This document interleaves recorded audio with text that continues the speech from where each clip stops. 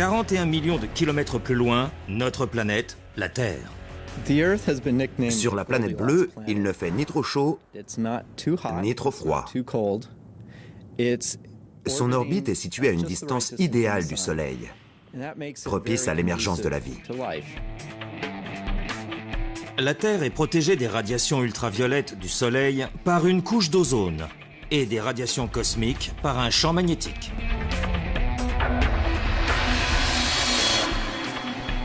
C'est la seule planète du système solaire qui dispose d'un environnement propice à la vie. Mais il y a 4 milliards d'années, les données étaient très différentes. Les températures étaient trop élevées pour que l'eau puisse se condenser.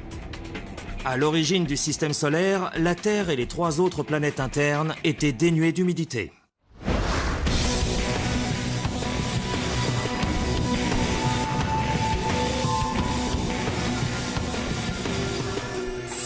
Aujourd'hui, l'eau recouvre près des 3/4 du globe. Sans elle, la vie n'existerait pas sous la forme que nous lui connaissons.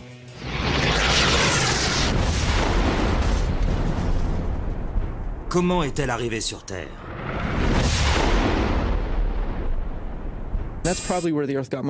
Il est probable que la présence de l'eau sur Terre soit essentiellement due à de petits corps célestes, provenant des régions lointaines et humides de la ceinture d'astéroïdes. Autre singularité. Notre planète est la seule du système solaire interne à avoir une lune aux dimensions imposantes.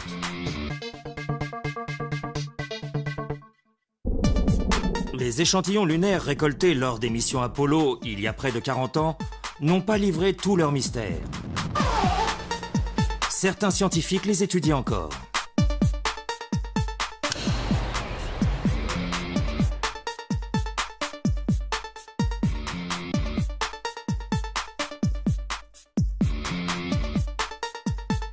Gary Lovegreen travaille dans les laboratoires de la NASA où sont entreposés la plupart des 380 kilos de roches prélevées sur la Lune.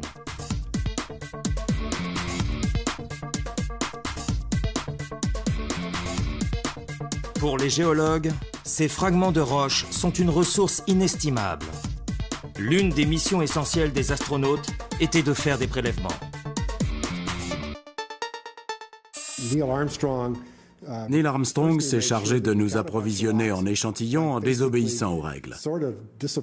Il s'est arrangé pour sortir du champ des caméras pour pouvoir remplir une boîte de roches lunaires.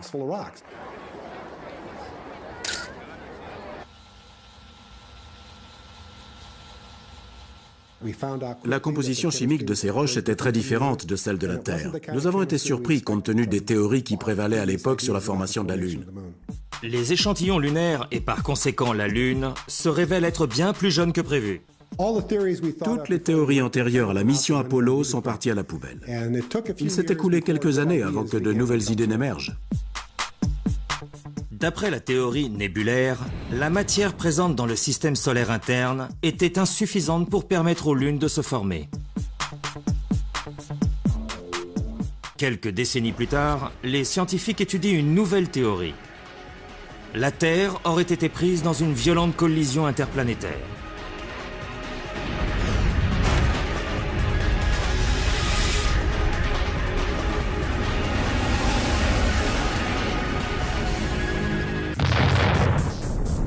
Le système solaire primitif aurait abrité non pas 8, mais une vingtaine de protoplanètes.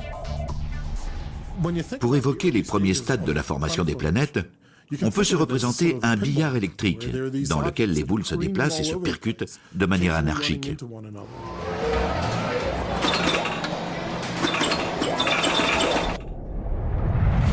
Il y a 4,5 milliards d'années, la Terre s'est trouvée sur la trajectoire de Theia, un planétoïde de la taille de Mars. Si cette collision survenait aujourd'hui, elle entraînerait la disparition de l'humanité. L'impact correspondrait à la puissance cumulée de plusieurs bombes à hydrogène.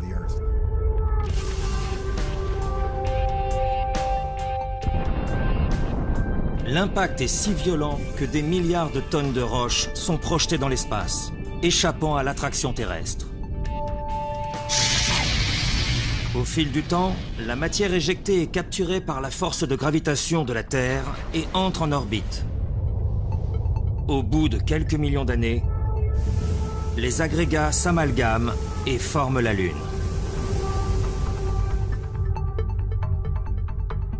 Dans le système solaire primitif, quantité d'objets célestes décrivent des orbites chaotiques. La plupart du temps, les collisions sont dévastatrices. Mais certaines d'entre elles vont engendrer des astres permanents de notre système solaire. C'est le cas de Phobos et Deimos, les deux satellites de Mars qui seraient d'anciens astéroïdes capturés par la gravité de la planète rouge. Phobos, le plus grand d'entre eux, ne fait qu'un dixième de la taille de la Lune. Bien que 2 fois plus petite que la Terre, Mars se distingue cependant par ses caractéristiques uniques dans le système solaire. Pour les géologues, Mars est le pays des merveilles. Elle abrite la vallée Marineris, le plus vaste canyon du système solaire qui s'étend sur 3 à 4 000 km.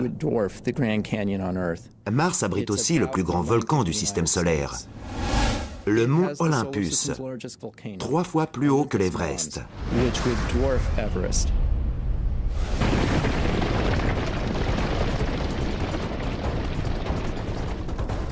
Mars est la dernière des 4 planètes telluriques, ces corps célestes rocheux qui orbitent en deçà de la ceinture d'astéroïdes. Leur croissance s'est arrêtée faute de matière. Dans le système solaire primitif, la roche et le métal ne constituent que 0,6% de la matière disponible. Qui plus est, les planètes telluriques ne parviennent pas à accumuler de composés gazeux, l'extrême chaleur empêchant toute condensation.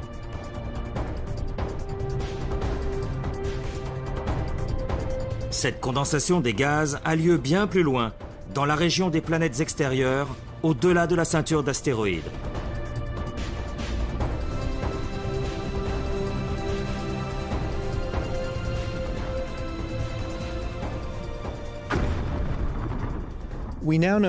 La ceinture d'astéroïdes se compose de dizaines de milliers d'éléments, dont la taille varie d'1 à plusieurs kilomètres de diamètre.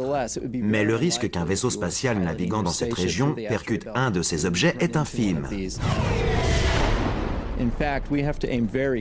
En réalité, la distance moyenne qui sépare chaque astéroïde avoisine le 1,5 million de kilomètres.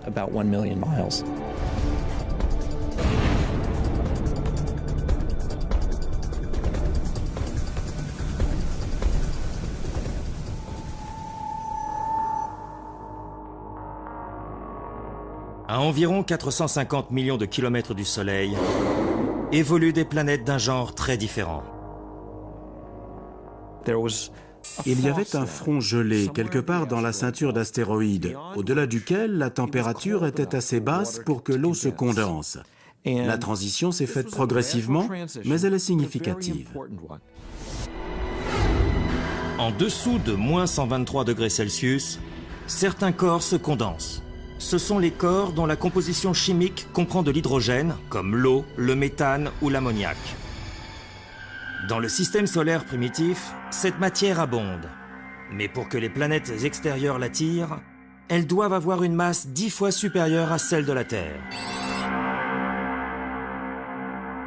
Or, leur influence gravitationnelle est suffisamment puissante.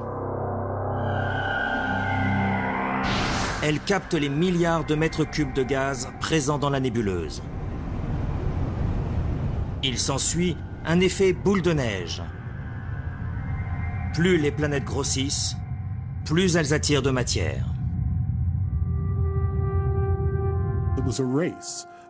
Les noyaux des planètes ont attiré les gaz présents dans la nébuleuse. Jupiter et Saturne se trouvaient pile au bon endroit dans le système solaire.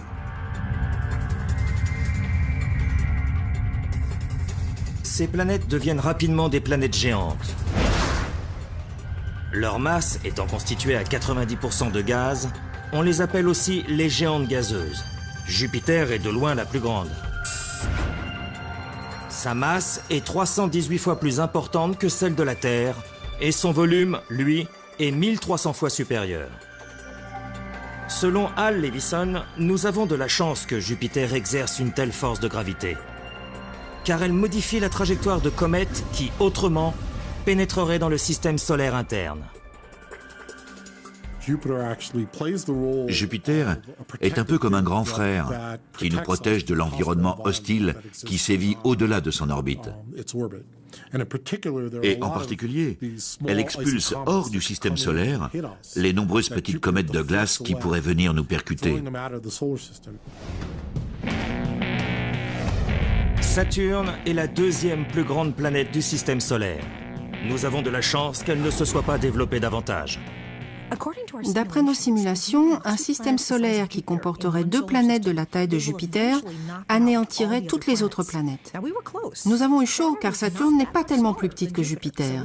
Notre système solaire est donc au bord de l'équilibre. Si Saturne avait été un peu plus grande, nous ne serions pas là pour en parler.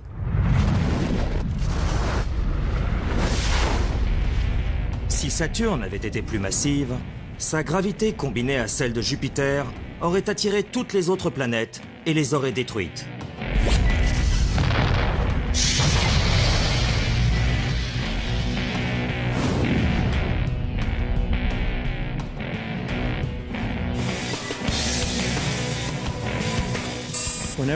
Lorsque je montre les planètes à travers mon télescope, je garde toujours Saturne pour la fin. Elle est si belle, si majestueuse avec ses grands anneaux.